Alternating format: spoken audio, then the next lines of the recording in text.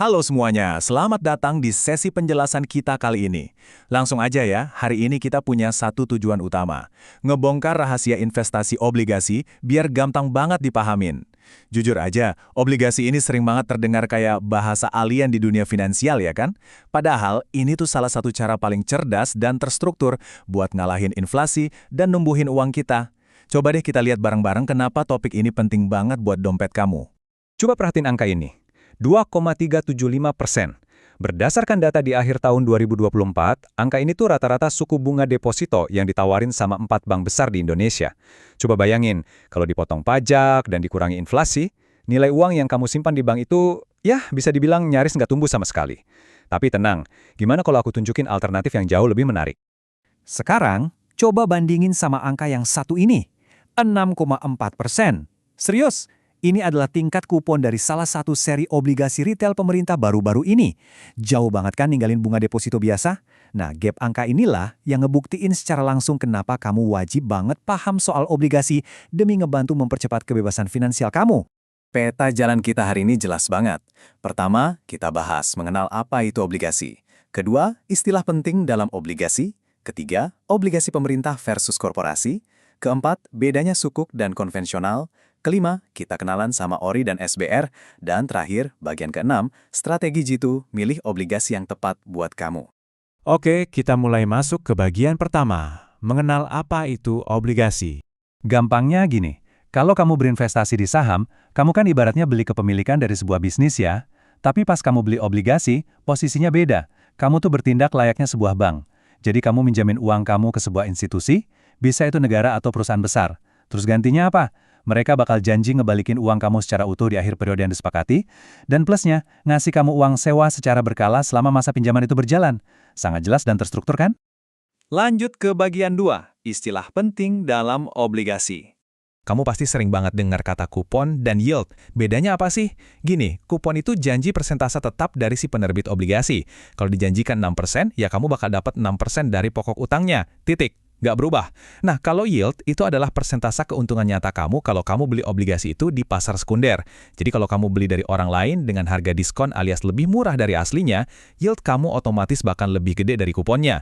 Intinya kupon itu tetap, sedangkan yield itu dinamis. Terus ada nih satu istilah yang sering bikin investor pemula garuk-garuk kepala, kupon penjual atau accrued interest. Apa sih ini? Jadi kalau kamu beli obligasi di tengah jalan sebelum jadwal pembagian kupon dari penerbit, kamu tuh harus ngebayarin hak kupon harian ke si penjual sebelumnya. Agak kerasa rugi di awal? Tunggu dulu. Coba kita lihat faktanya. Biar gampang ngebayanginnya, coba deh perhatiin ilustrasi garis waktu ini. Anggaplah jadwal kupon itu dibayar setiap bulan Januari dan Juli. Nah, kamu baru beli obligasi di bulan April. Artinya, kamu ngebayar kupon penjual buat 3 bulan dari Januari ke April ke si pemilik yang lama. Tapi, pas bulan Juli tiba, penerbit obligasi bakal transfer full jatah kupon selama 6 bulan langsung ke rekening kamu. Jadi, uang yang kamu bayarin di awal tadi balik utuh, plus kamu dapat sisa keuntungannya. Masuk akal banget kan? Satu lagi istilah yang krusial banget, wali amanat. Anggap aja mereka ini bodyguard VIP kamu di pasar obligasi. Wali amanat ini perwakilan resmi yang tugas utamanya ngejagain hak-hak kamu sebagai investor. Mereka yang bakal langsung turun tangan jadi garda terdepan kalau sewaktu-waktu si penerbit obligasi bermasalah atau sampai bangkrut. Jadi, uang kamu lebih terlindungi dan kamu nggak ngerasa berjuang sendirian. Sekarang kita melangkah ke bagian 3, obligasi pemerintah lawan korporasi. Ini tuh perbandingan krusial soal kamu mau pilih ketenangan batin atau cuan yang maksimal.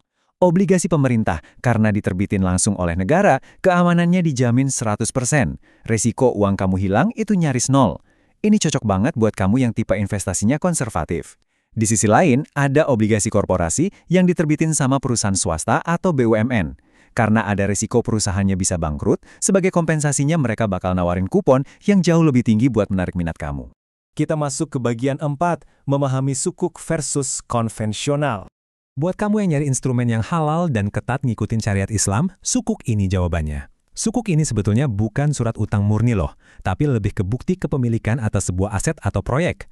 Jadi kamu nggak dapat bunga, tapi dapat imbalan dari bagi hasil atau uang sewa aset tersebut. Pastinya ini bebas riba dan diawasin langsung sama Dewan Pengawas Syariah. Beda banget ya sama obligasi konvensional yang murni kontrak utang dengan bunga rutin dan dananya bisa disalurin ke sektor mana aja tanpa ada batasan.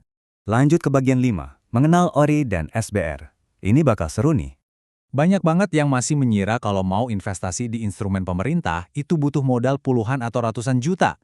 Faktanya, cuma butuh 1 juta rupiah aja. Beneran, batas bawah buat mulai investasi di ORI maupun SBR ini emang sengaja dibikin serendah mungkin, biar siapa aja bisa langsung mulai punya aset premium bergaransi negara. Nah, mari kita bedah mesinnya. Apa sih beda keduanya? ORI itu ngasih kamu kupon tetap atau fixed rate. Dan serunya, kamu bisa jual lagi obligasi ini di pasar sekunder ke orang lain buat nyari untung ekstra alias capital gain. Kalau SBR, kuponnya itu floating with floor. Artinya kalau suku bunga acuan lagi naik, kupon kamu ikut naik. Tapi kalau lagi turun, kupon kamu nggak akan jatuh di bawah batas minimal. Walaupun SBR nggak bisa diperjualbelikan, dia punya fitur early redemption atau pencairan awal. Kelihatan kan bedanya? Dua-duanya ngasih fleksibilitas likuiditas yang beda tergantung kebutuhan kamu. Masih agak ragu soal amannya investasi di sini?